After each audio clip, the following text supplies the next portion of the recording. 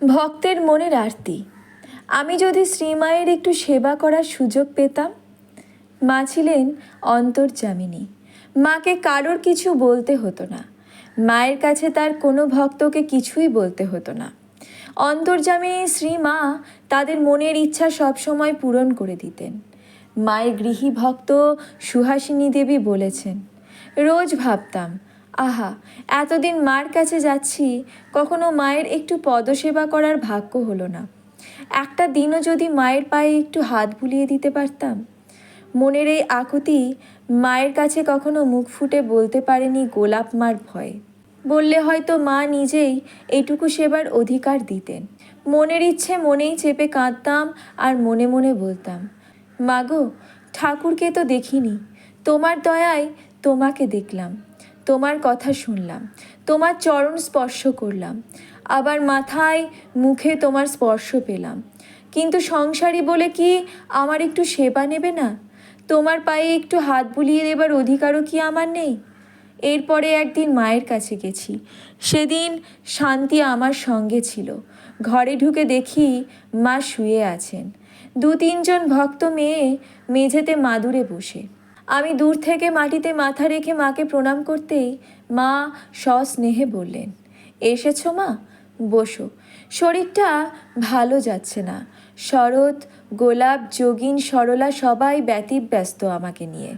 আমার নিজেরই লজ্জা লাগছে। তবে কি মা, দেহ ধারণ করলে দেহের ভোগ তো করতেই হবে। এই কথা বলে মা চুপ করে রইলেন। আমি মায়ের মুখের দিকে তাকিয়ে রয়েছি। কিছুক্ষণ পর আমার দিকে তাকিয়ে মা বললেন, বুড়ো হয়েছি, বাতে ধরেছে, হাতে পায়ে বাতের ব্যথা, একটু টিপে দিলে আরাম হয়, তুমি একটু টিপে দেবে? একজন ভক্ত মহিলা তৎক্ষণাৎ উঠে বললেন, মা, আমি দিচ্ছি। মা সস্নেহে তার দিকে তাকিয়ে বললেন, তুমি বসো মা, তুমি তো সেদিন ততক্ষণ দিলে, আজ সুহাস্তিক।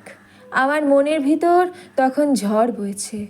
আনন্দে, বিস্ময়ে, আবেগে আমি আর নিজেকে সামলাতে পারছিলাম না। সঙ্গে সঙ্গে মায়ের পায়ে হাত বুলিয়ে দিতে দিতে মনে মনে বলছি, মাগো, তুমি অন্তর্যামিনী, তুমি আমার অন্তরের চাওয়া জেনেছো মা। চোখের জল উপচে পড়তে চাইছিল। আমার পরম পাওয়ায় বুক ভরা আনন্দের কান্না চেপে রেখে মাটিতে বসে মায়ের চরণে হাত বোলাতে থাকলাম। একটু পরে মা বললেন, ও কি, মাটিতে ওভাবে বসে কি হয় মা? তুমি উঠে এই তক্তপোষেই বসে একটু জোরে জোরে টেপো। মায়ের আদেশ। মনে মনে ঠাকুর ও মায়ের কাছে ক্ষমা চেয়ে তক্তপোষে বসে অনেকক্ষণ মায়ের তুলতুলে নরম পা দুটি কোলে তুলে নিয়ে দেবতা, ঋষি, মুনির আরাধ্যা ও দুর্লভা আদ্যাশক্তির পদসেবা করলাম। একটু পরে পাশ ফিরে শুয়ে মা বললেন, খুব আরাম হচ্ছে। মা পাশ ফিরে শুয়ে আছেন। আমি শান্তিকে ইশারায় ডেকে চুপি চুপি বললাম, আয়, তুইও একটু মায়ের পায়ে হাত বুলিয়ে দে। শান্তি তার কচি হাতে মায়ের পায়ে হাত বুলোচ্ছে দেখে মা হেসে বললেন, ও মা, তুই, তোকে তো বুলোতে হবে না, বলে একটু আদর করে চুমু খেয়ে পাশে বসতে বললেন। জয় মা, জয় মা, জয় মা, জয় জয় মা।